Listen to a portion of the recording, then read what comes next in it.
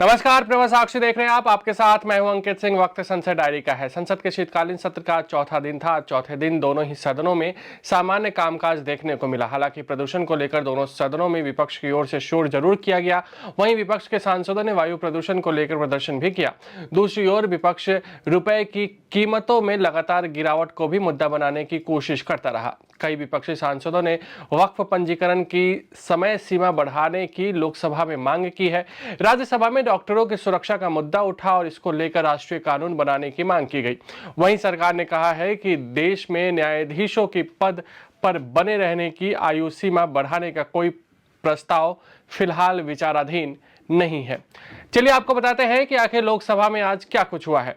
केंद्रीय जल शक्ति मंत्री सी.आर. पाटिल ने बृहस्पतिवार को लोकसभा में कहा कि जल जीवन मिशन को लेकर सांसदों की तरफ से जो शिकायतें आई हैं उन पर कार्रवाई की जाएगी। कांग्रेस ने बृहस्पतिवार को पान मसाला पर उपकर लगाने वाले विधेयक को इंस्पेक्टर राज की वापसी करने वाला कदम करार दिया और कहा कि इसे प्रवर समिति के पास भेजा जाना चाहिए। भारतीय जनता पार्टी ने विधेयक के लिए सरकार की सराहना करते हुए कहा कि इसके माध्यम से स्वास्थ्य सुरक्षा और राष्ट्रीय सुरक्षा दोनों हितों को साधा गया है। वहीं वित्त मंत्री निर्मला सीतारमण ने लोकसभा में कहा कि पान मसाला के उत्पादन पर उपकर लगाने के प्रावधान का मकसद स्वास्थ्य एवं राष्ट्रीय सुरक्षा के लिए अतिरिक्त संसाधन जुटाना है तथा इससे मिलने वाले राजस्व का एक हिस्सा राज्यों के साथ साझा किया जाएगा।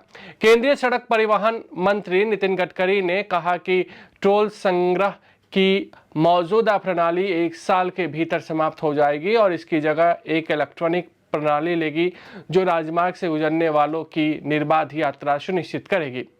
भाजपा सांसद अरुण गोविल ने मस्जिदों और मदरसों में भी सीसीटीवी कैमरे लगाने की मांग करते हुए कहा कि ये भी बड़े सार्वजनिक और सामुदायिक स्थल है जहां सुरक्षा सुनिश्चित करना आवश्यक है। उन्होंने लोकसभा में शून्यकाल के दौरान कहा कि वर्तमान में देश भर में मंदिर, चर्च, गुरुद्वारे, कॉलेजों, अस्पतालों, बाजारों और अधिकांश सार्वजनिक स्थलों पर सीसीटीवी कैमरे लगाए जा चुके हैं। ऐसे में यहां भी लगने चाहिए। कांग्रेस सांसद मणिकम टैगोर ने देश में कोचिंग प्रणाली पर सवाल उठाते हुए बृहस्पतिवार को सरकार से मांग की कि चिकित्सा प्रवेश परीक्षा नीट की पूरी तरह समीक्षा की जाए। टैगोर ने लोकसभा में शून्यकाल में इस मुद्दे को उठाते हुए कहा कि राष्ट्रीय पात्रता सह प्रवेश परीक्षा नीट ने मेरिट को बढ़ावा नहीं दिया बल्कि निजी कोचिंग संस्थानों को मजबूत करके और स्कूलों को कमजोर करके शिक्षा का व्यवसायीकरण किया है। राज्यसभा की कार्यवाही। विदेश मंत्री एस जयशंकर ने बृहस्पतिवार को राज्यसभा को बताया कि देश में मानव तस्करी के सबसे अधिक मामले पंजाब में सामने आए हैं। उच्च सदन में प्रश्नकाल के दौरान पूरक प्रश्नों के उत्तर देते हुए जयशंकर ने कहा कि पंजाब सरकार ने मानव तस्करी के मामलों की जांच के लिए एक विशेष जांच दल और एक तथ्य अन्वेषण समिति गठित की है। राज्यसभा में बृहस्पतिवार को केंद्र में सत्तारूढ़ भाजपा के लोकसभा चुनाव के दौरान एक नारे को लेकर बीजू जनता दल की सुलतादेव ने कटाक्ष किया कि सत्तासीन दल का 400 पार का नारा सफल हो गया और दिल्ली में वायु गुणवत्ता सूचकांक 400 पार जा चुका है। राज्यसभा के सभापति सीपी राधाकृष्णन ने बृहस्पतिवार को नियम 267 के दायरे को स्पष्ट करते हुए कहा कि इस प्रावधान के तहत केवल उन विषयों पर ही चर्चा हो सकती है जो दिन के एजेंडे में पहले से शामिल हों, लेकिन इससे इतर किसी असंबद्ध विषय पर चर्चा की अनुमति नहीं दी जाएगी।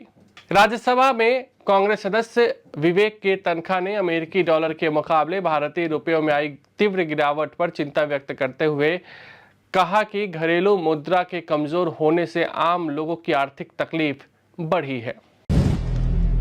अगर आप भी लेना चाहते हैं देश दुनिया की तमाम जानकारी तो आज ही सब्सक्राइब करें हमारे चैनल को।